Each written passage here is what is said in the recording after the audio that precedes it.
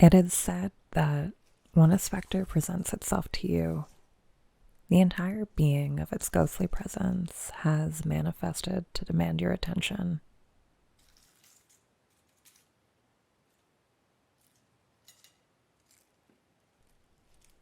And perhaps your attention is due. Perhaps there is a necessary respect for the work it has done to cross time and space, to be present in this moment with you.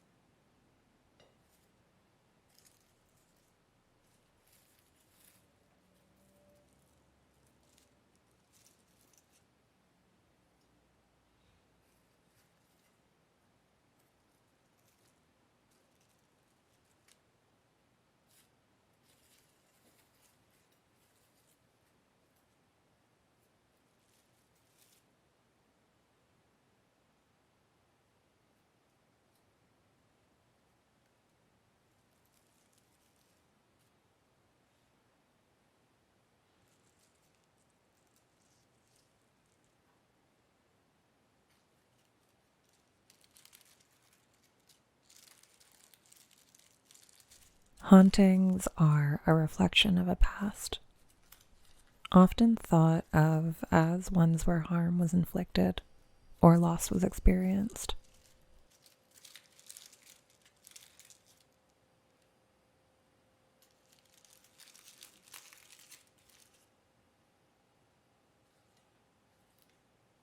In these cases, to be haunted means to be haunted by the violence of the past.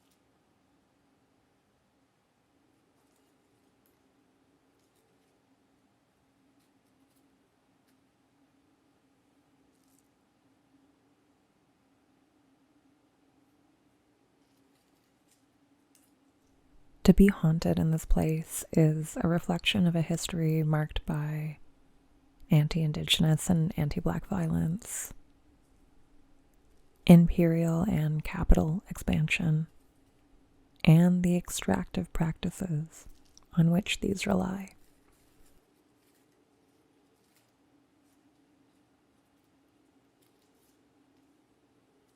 But this past never ended and continues into the present, ongoing in various forms.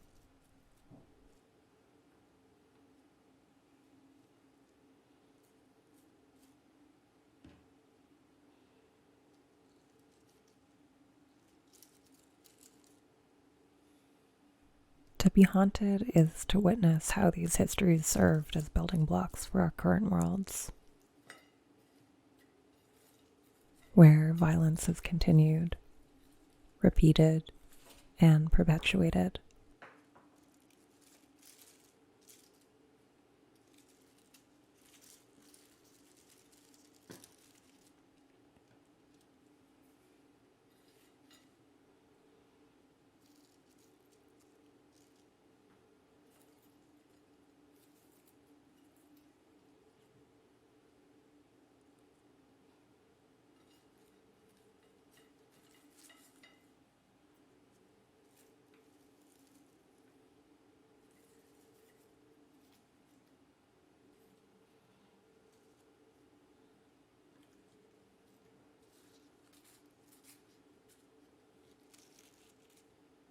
We witness the specters of this violence affect lives, lands, and every natural system on which life depends.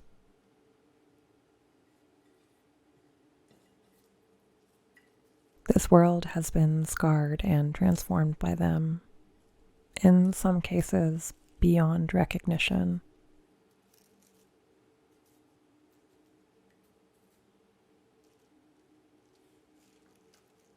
The environments that sustain life continue to change. They fluctuate, and sometimes they disappear entirely.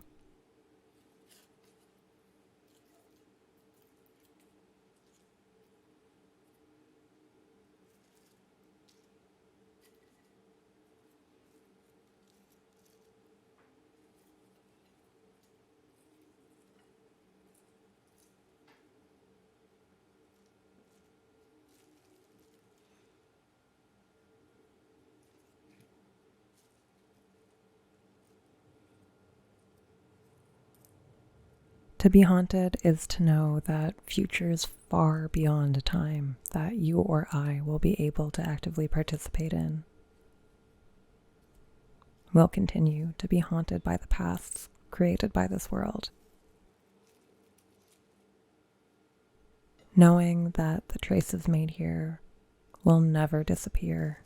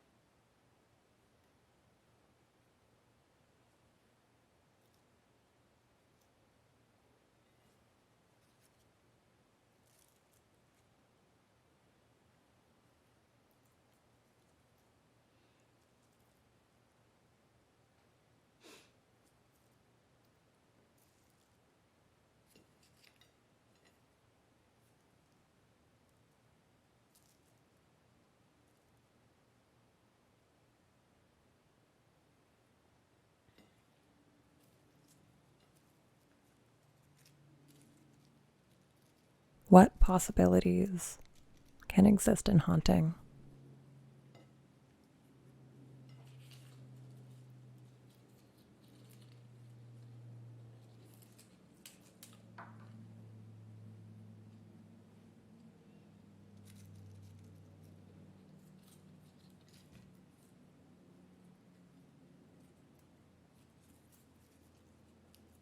These stories and memories I share with you are themselves spectral and will inevitably be layered.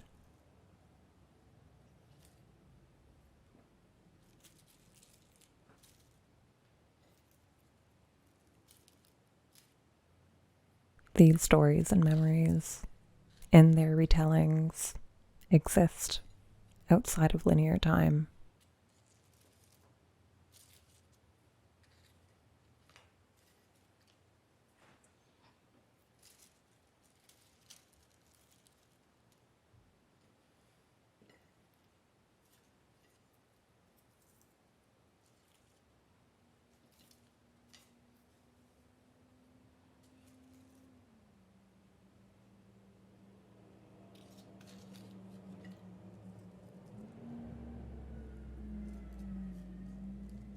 In the haunting, time collapses on itself and no longer abides by any rules we know.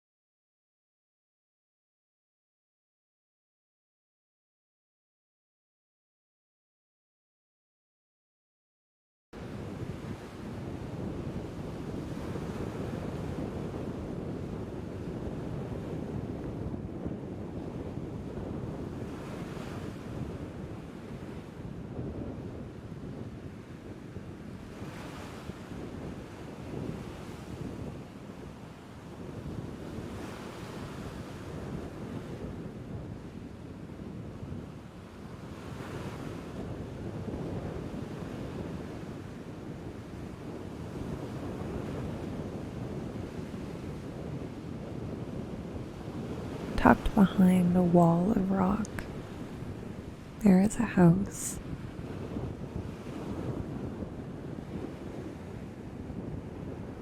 It was once a home that housed generations. It helped bring new life into this world. It held it, sheltered it, and supported it as it grew.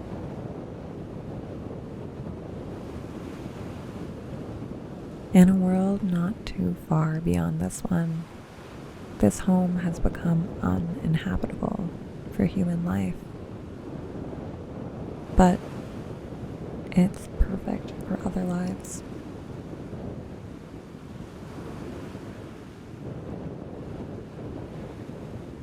This world was made from the aftermath of incrementally rising tides and swollen waves after a hungry sea ate away at the coastline bit by bit.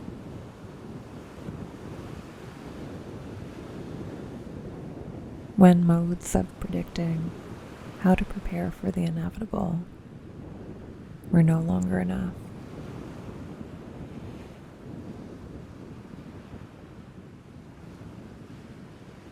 the crash of waves once shook the windows and the walls of this house. But now, underwater, they can barely be felt.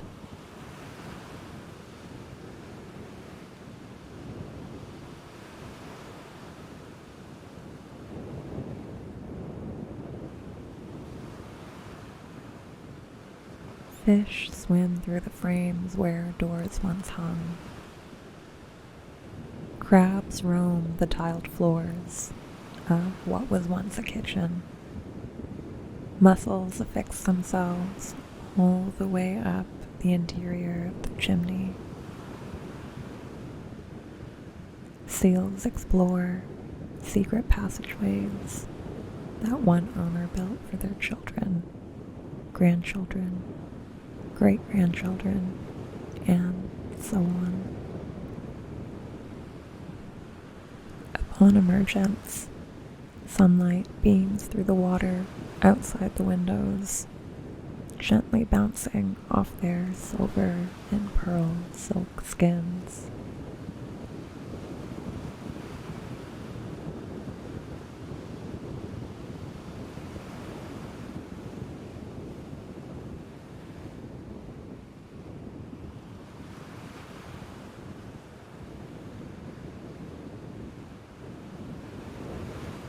The walls are made of cedar wood panels,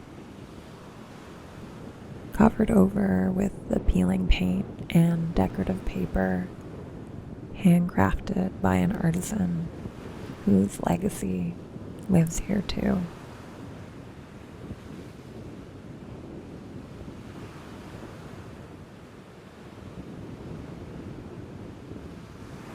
The walls have quietly watched as days, months, years, and centuries inevitably passed.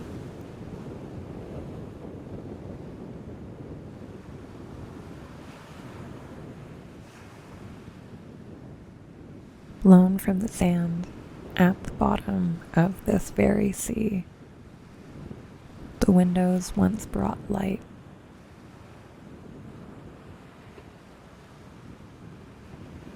Now they cast shadows and shapes through the water's density.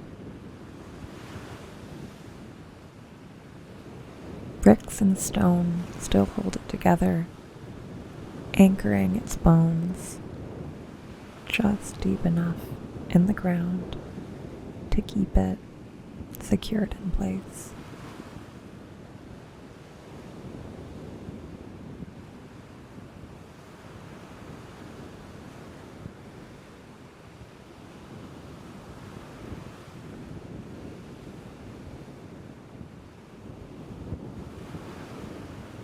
All of these pieces and parts came together to make a house.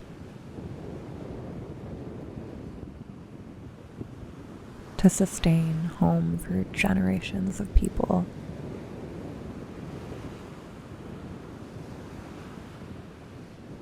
The walls, floors, windows, and foundation collectively hold the stories of the years that they've witnessed. But they also hold their own stories, as every part of this house was once itself alive.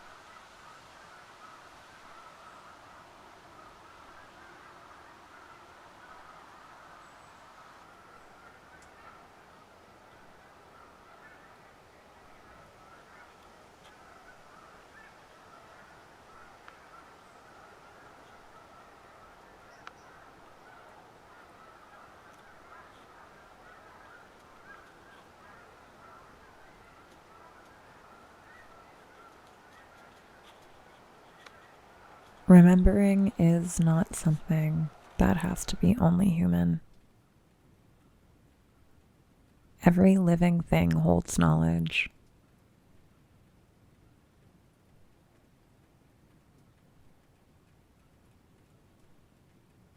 The wood panels that make up these walls were once on land, standing as trees whose roots reached deep into the earth.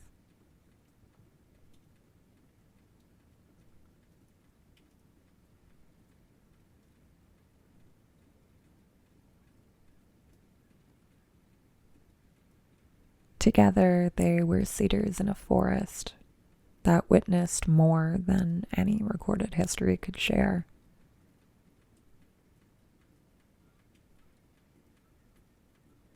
Before they were extracted from the ground, hauled, processed, and used to create the very walls that house generations.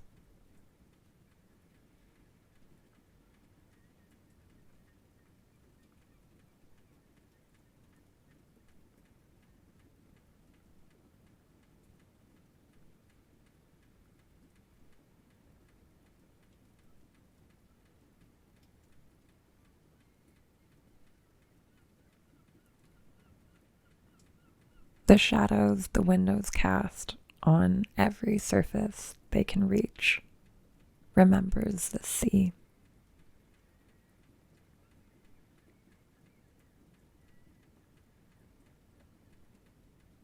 They stare back out onto their place of origin.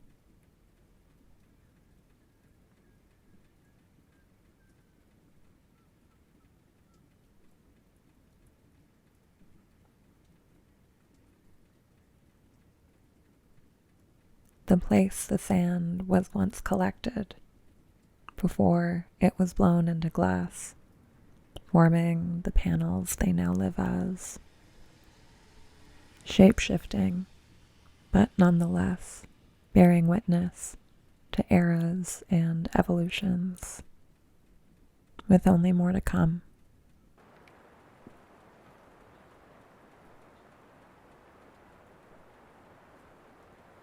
with the help of the wind, who works its way through the cracks and gaps in the walls. The house can breathe in and out, long, heavy breaths.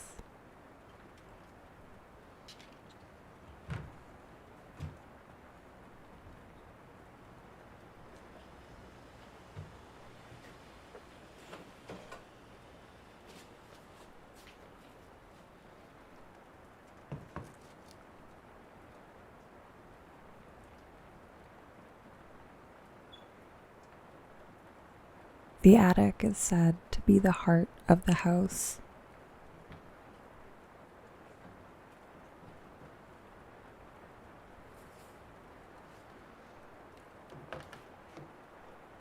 Its ceilings and beams are a portal to the past, hack marks made by hatchets and curling script written in chalk.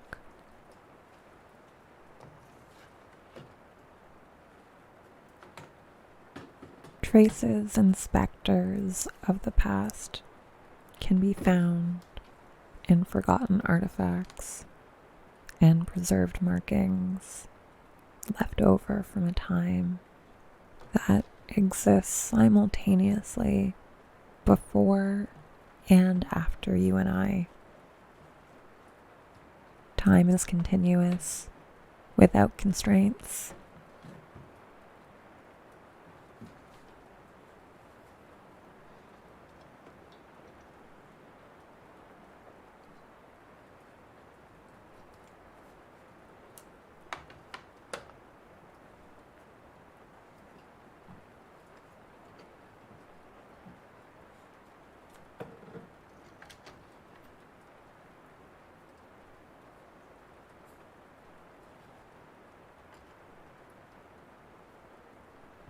It is the quiet burden that the house carries the stories of the pasts, presents, and futures of the homes that have been made within it. This space is one of endings and beginnings, ones that predate the house and continue long after us.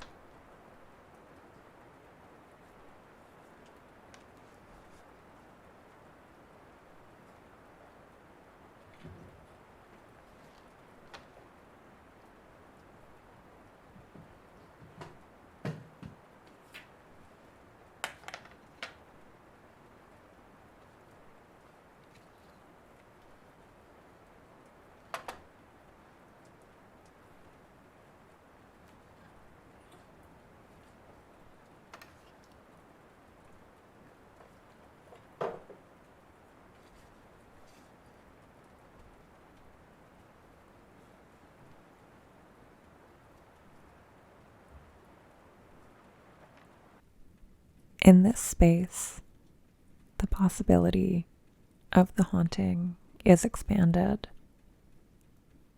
becoming a co-creator of new worlds.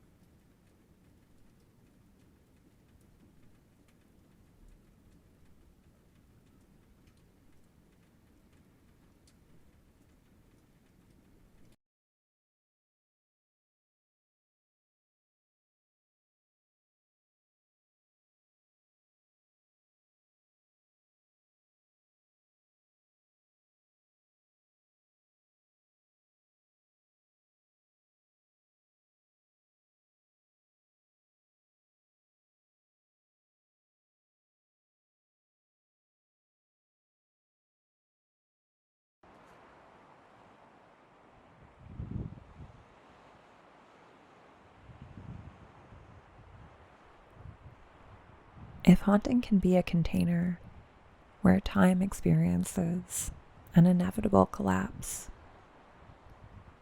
what can thrive here?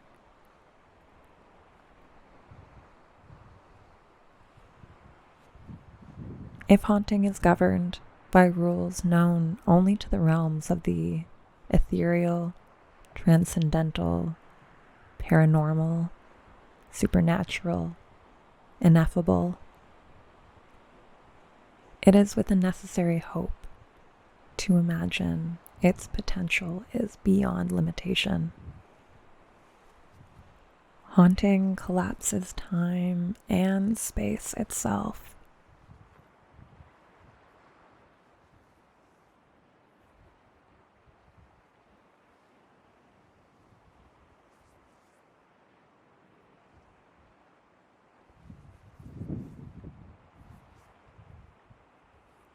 If you tear the fabric gently, your fingers between the threads of the weave, you can peek between worlds, seeing where they overlap and where they have potential to reconnect. Some apocalypses are more quiet than others. Worlds are beginning and ending around us at all times.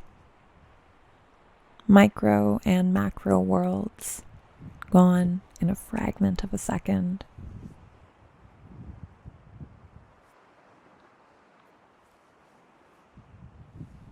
If an apocalypse is but an uncovering, an act of revealing, then we must remember there can exist a hope for what's on the other side.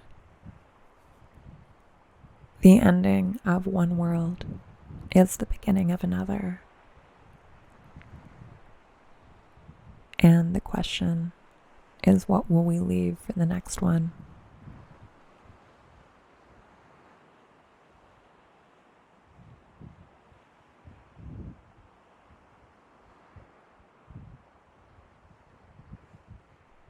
If haunting is an inheritance, it can be treated as a generational legacy.